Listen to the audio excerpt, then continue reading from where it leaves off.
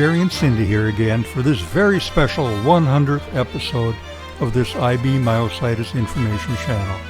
I used to hear from people who were scared to be informed of what their IBM future might become, but since I've learned from those same people who send me thanks, and now they recognize they have to take on this disease head on and decided to become better prepared. If you've been recently diagnosed with IBM and this might be your first IB Myositis episode, let me start out by saying we've covered everything from a simple cardboard box that will help you move your legs around in bed, tools that assist you in daily life activities, to very expensive robotic feeders, to very, very, very expensive ramp bands. My episodes shy away from theoretical devices that only might work for IBM, but rather I tend to show actual video examples of how certain devices actually have helped me during my IBM journey. Welcome back to our home, to a room we've never shown you before. This is our family room in our lower level that I gained access to 10 years ago after we had an elevator installed in our home. Before telling you an IBM tip of the day, Cindy is here and will be tossing out a few questions asked by our viewers that we received via YouTube communications, phone calls, or from messages and texts. Cindy, the first question, please. Jerry, what are your general recommendations for anyone recently diagnosed with inclusion body myositis? Well, first of all, it's important to understand that IBM, not sharing your problems with others, will tend to cause self-isolation and depression. Assistance from family, friends, and neighbors have been the nucleus that was required for me to survive almost 20 years with this disease. Secondly, you'll require even more assistance from your family, friends, and neighbors than you'll ever appreciate when the time comes, and when they are informed about your condition, it will be easier for you to get assistance from them. If you have led an active and satisfying life before your IBM diagnosis, the use of a cane, walker, rollator, or power chair may be quite a shock to those people who have no knowledge about your inclusion body myositis. A short and concise explanation of what IBM is and what it presents for your future will usually elicit an offer from them to help you. At that time, ask them what they would be willing to assist with and write down their response on a list. If you have friends that regularly visit you at your home, you might call on them to assist you with any specific activity that might match their ability. The question we often receive from our channel viewers is, why did you decide on publishing a YouTube channel dedicated to those only with inclusion body myositis and not dermatomyositis and polymyositis? I considered DM and PM when I started this channel, but quickly realized I couldn't give proper attention to DM or PM because I didn't have that disease to personally share experiences from. Including DM and PM could only have been theoretical without any personal experience. Therefore, I decided to stick with the IBM disease that I was cursed with. Because some of the overlap between DM, PM, and IBM, some of the IBM information I include may suit those with DM and PM.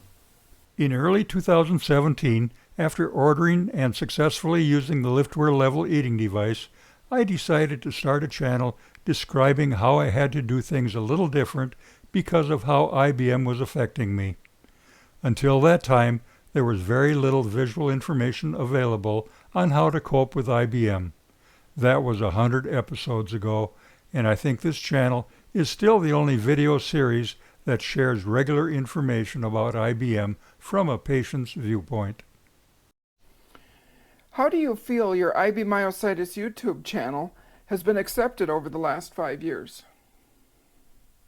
My major objective was to help other IBMers learn about their futures.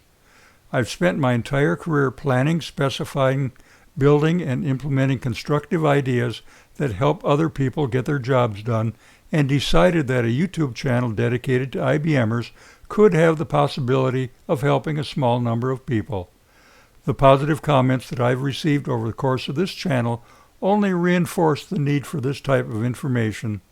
The most surprising element is that I've received positive comments from doctors, therapists, and clinicians who state that my channel information is not included in any of their professional training, and they appreciate my videos scripted from a patient's viewpoint. I was first elated when my subscriber count reached 50, and now my subscriber count is nearing 1,200. There have been over 87,000 views and almost 7,000 hours of people viewing my channel. My channel analytics reports that among those 87,000 views, only 29% of the viewers were actual subscribers to my channel. This means that I'm successfully reaching out and educating a lot of non-IBM people who probably didn't know the first thing about IBM. Now for some sad news.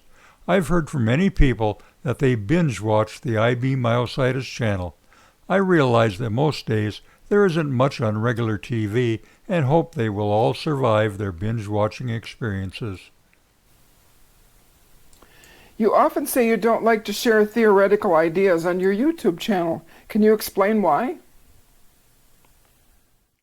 Our IBM disease often collides with simple theoretical fixes from which secondary problems can arise that some people don't consider. I can use the example of picking someone off the floor using a sit-to-stand lift. Some people can only think of using a less expensive Hoyer-type lift to pick someone up off the floor, but fail to realize all the benefits that a slightly more expensive sit-to-stand lift can offer. So I took the time to show in the 79th episode allowing all the benefits of the sit-to-stand and be able to lift a fallen person off the floor. I will admit that all my ideas start with some theoretical thoughts, but if every step of a process isn't completed and put into reality, it may not help the IBMer. Does it cost a viewer any money to subscribe to the IB Myositis YouTube channel, and what are the advantages of being a subscriber? No, subscribing is absolutely free of charge, as is watching any or all IB Myositis YouTube channel videos. The advantage of subscribing is that you can be notified whenever a new video is published.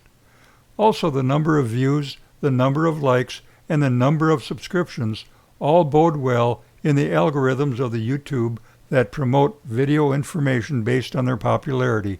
So every view, every like, and every subscription advocate for inclusion body myositis. Being a subscriber is also an easy way back to the channel page and refresh your memory on any methods or recommendations that may have been presented in previous episodes. Here's a question we've heard from several viewers. Are you getting rich from publishing your YouTube video? Since my small channel will never have the minimum number of monthly views required to be considered for payment, the answer is no. I've never collected a dime for publishing these videos for IBMers. Although I'm very pleased with the number of viewers and subscribers of my channel, it pales in comparison to many other channels that get tens of thousands or even millions of views for their videos and get paid handsomely for them. My channel is very specifically dedicated and aimed at informing a limited number of the world's population that have inclusion body myositis and how to cope with some daily life activities for people diagnosed with this disease. And now for that IBM tip. As any IBMer will attest to, the first muscles to go are the ones that help our limbs push away from the trunk of the body. The last muscles that are affected are the muscles that help pull our limbs closer to our body. In most cases, if we IBMers can learn to swing our appendages in order to get them into position, we can usually help ourselves out a lot. For example, if I allow my arm to drop off the armrest of my power chair, it would be a failed attempt if I just tried raising my arm or forearm up. But if I allow what little muscles I have left in my upper arm to draw back and get some momentum going, I can usually get the arm back on top of the armrest. I use this technique in the bathroom to get my hand on the grab bar next to the wall when I'm on the toilet. And I use the same technique to get my feet positioned correctly in front of me when I attempt to transfer from my power chair to my recliner, as you have probably noticed in various previous episodes. So, IBMers, get into the swing of things. I want to thank you, Cindy, for being on this episode and for all the things you do for me as a caregiver. I and our viewers would also like to thank you for all the assistance you extend to making these videos. We all know that I'm not capable of handling the lights, the cameras, and the microphones anymore. You are the greatest. And to my viewers and subscribers, thanks for being here and appreciating the need to pass on the information about inclusion body myositis condition. You being there serves as a purpose for me being here. So until next time, be good, my IBM friends.